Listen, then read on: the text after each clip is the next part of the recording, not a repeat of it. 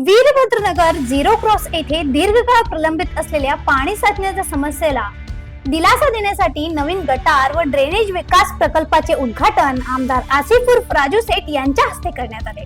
या प्रकल्पामुळे परिसरातील पावसाळ्यात होणारी पाणी साचण्याची समस्या मोठ्या प्रमाणात कमी होणार असून योग्य गटार आणि पावसाच्या पाण्याचा निचरा करण्यासाठी व्यवस्था उभारण्यात येणार आहे। अनेक वर्षांपासून नागरिकांना साचलेल्या पाण्यामुळे दैनंदिन जीवनात अडचणींना सामना करावा लागत होता।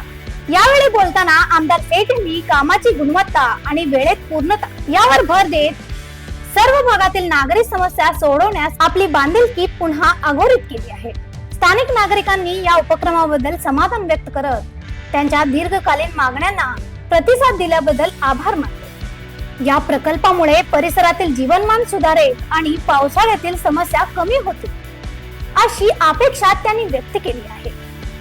या उद्घाटन सोहळ्यात परिसरातील नगरसेवक, स्थानिक नेते व नागरिक मोठ्या संख्येने उपस्थित होते। अशा आणखी अपडेटसाठी फॉलो करा व्हॉइस ऑफ फिल्म क्लबला।